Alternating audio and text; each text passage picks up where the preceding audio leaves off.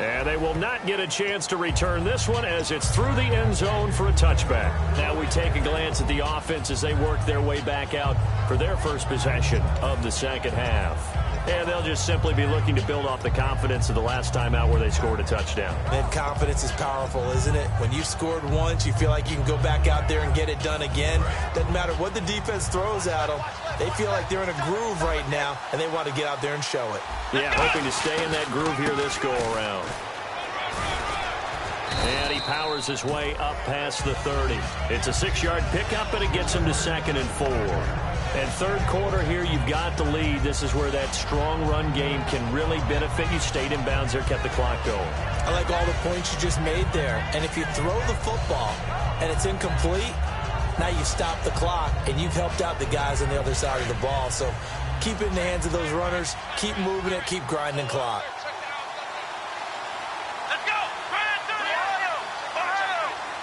They'll bring a receiver in motion right. They'll set up to throw. Steps away to his left. Now he's going to let it go deep. That's caught inside the 20. A huge play there for Houston. 57 yards. Well, we know he's got the speed there. He needed the speed and the hands. A great catch. And because of that speed, you have to respect it as a defender. So you have to either play off or make sure you're somehow in contact with him. And he's able to do exactly what you said. Use the speed to his advantage. And he'll take this one in for a Texans touchdown. A great effort there. He scored on the ground and through the air. And the Texans will add on to their lead. And he puts it through.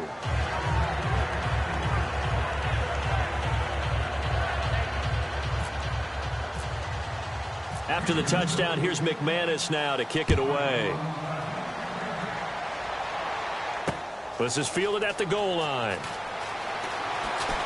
Brought down here at about the 17-yard line. So out come the Chargers. And that last drive, a long drive, but not just that. They had a great air attack going. Did they stick with that? I would think that they would, because if they were confident enough to do it on the last drive, starting backed up in their own territory, why would you change anything? They've got to be confident about what they're presenting and continue to do so. Yeah, because the secondary, they really look clueless. And that was amazing because that drive went and went, no adjustments and no big plays by the defense to knock the ball away.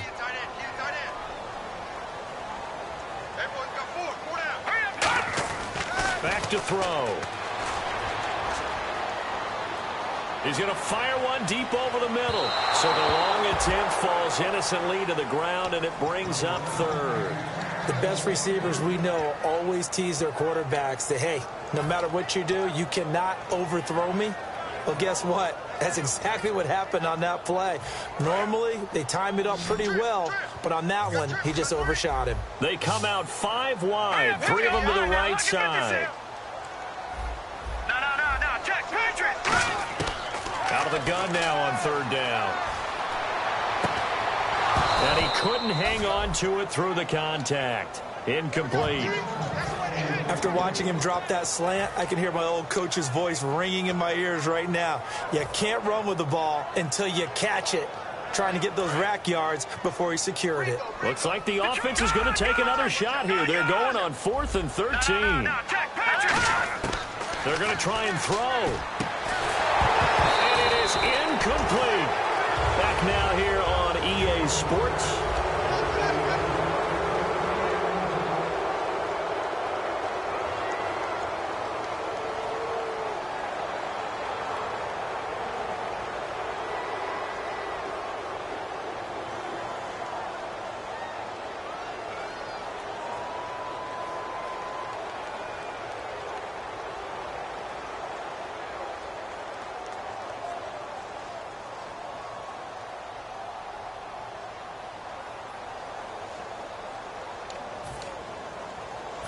And a great spot to start this drive from here.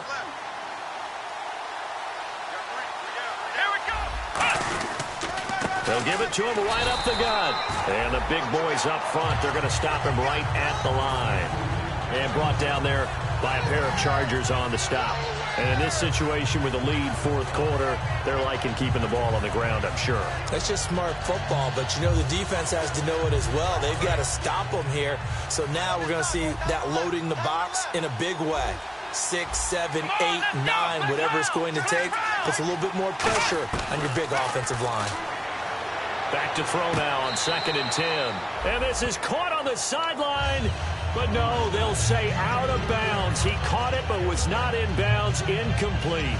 That was a nice catch, but unable to stay in bounds. And remember, it wasn't a wide receiver who works on that all the time. I was going to say, he likes to get the ball handed to him. Now, don't get me wrong. He's part of the passing game as well, but maybe a little out of his comfort zone there. Yeah, he might want to have a few words to say to us about that later, but I am still going with you on that one. Wide receivers work out a little bit more. Back to throw here. This will be caught just inside the 10. They get only 4 that time as that leads us to a 4th down. Whether you're playing West Coast offense or not, one of the maxims of the West Coast offense is you're either throwing a touchdown or a check down. In other words, look for the big shot, but be smart. I think they did exactly that on that play. They didn't get the first down, but they're taking care of the ball well. Yeah, and being rightly cautious with that lead here in the second half.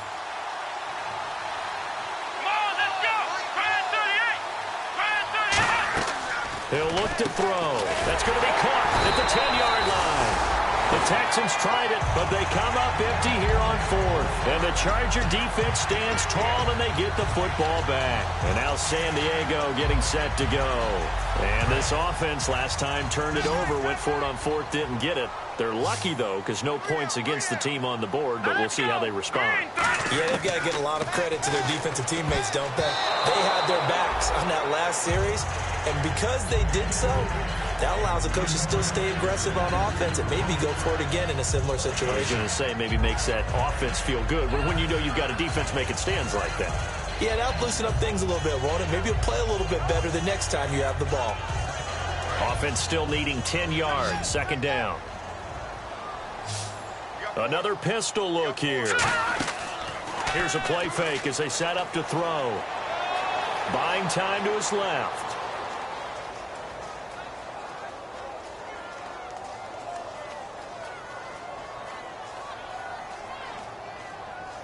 Now he's going to go deep down. He's got a man complete. And he's eventually brought down, but not before he reaches the 39, just shy of the 40. There will always be a place for methodically marching the ball downfield. But when you can pick it up in big chunks and strike like that, have explosive. And no escaping this time as he'll go down. They got him for a sack. A loss of 4 that time on the sack, and it brings up 2nd. And they're going to hurry back to the line now.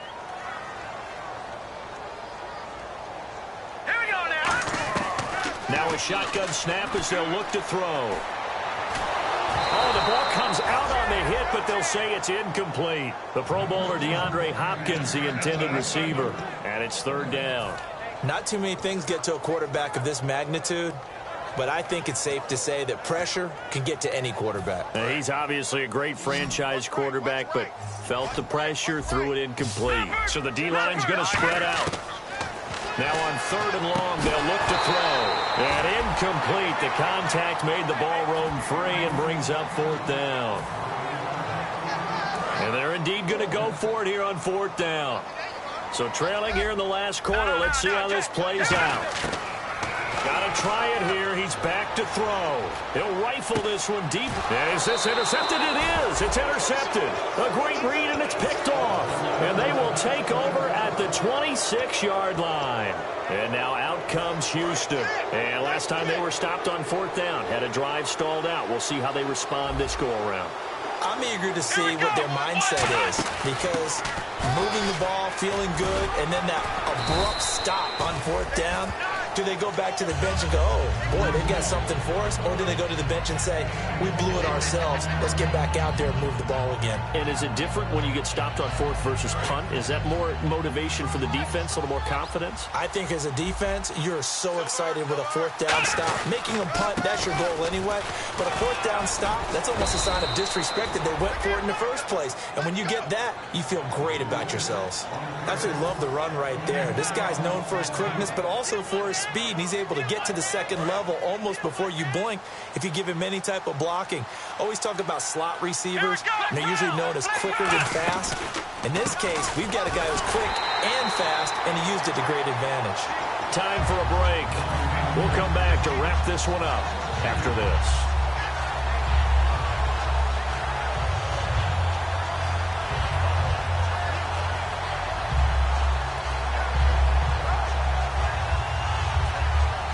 It's already 2nd and 12. The defense hoping to push them back more.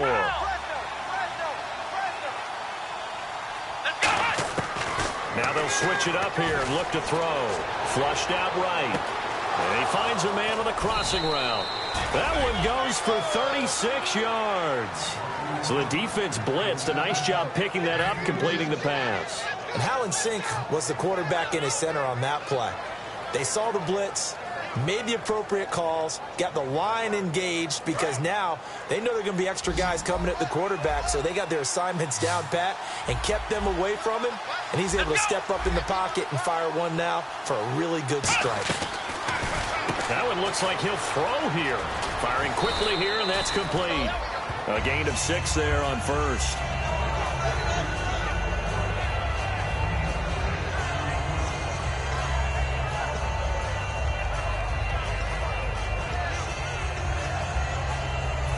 And now the offense operates in the red zone. And no press coverage here. They are backing off in the secondary. They'll run it now out of the gun. And he's going to be met at the line of scrimmage and taken down. No gain on the play that time, and they'll look to convert on what will be a 3rd and 4. Now, that was a good job by the defense swarming to the football. And you know it's no cinch that you're going to be able to get the ball into the end zone against them. They're number 2 against the run. So what's an offensive coordinator to do? Check your playlist. The wide receiver moving to a new spot. They'll look to throw. He's going to be sacked back at the 23-yard line. Leonard Floyd in there to drop him for a 6-yard loss, and that'll lead to a 4th down. Now the Texans are going to call on the field goal unit. It's a 39-yard attempt, right hash. And the 12-year veteran knocks it right through, and that will make this now a 15-point advantage. So they settle for just the 3 there, but clearly anything helps when you're trying to salt one away here in the 4th. Without a doubt, I think a touchdown would have been the final nail. But 3 does give them some breathing room and lets them build up a little cushion. And that'll carry over the back line of the end zone for a touchback. And now San Diego getting set to go. What do you do here down like this in this situation? Do you maybe just pick something out of the playbook you haven't called in a while, or you call it a day? You can do that, or you pick something that's a staple for you and should work better and try and execute that on the way out the door and maybe get back to base and feel a little bit better as you end a ball game that's been a frustrating one for you. And we'll see if they go back to base. Now a desperation throw. And this is intercepted. And that should do it. A great read, and it's picked off. And his guys are going to take over at the 31-yard line. The Texans offense now, they get set to head back onto the field. 2 timeouts remaining defensively, but that shouldn't make much difference right here. It really shouldn't, but a lot of coaches look at it similar to baseball with the intentional walk. Always bringing in other sports. Hey, listen, think about the intentional walk, right? What if one gets past the catcher? What if he uncorks a wild one and now you still have an opportunity? That's why they like to use them all the way through. A road win in the National Football League. Charles, you never take that for granted no matter who you're playing, no matter where you're playing.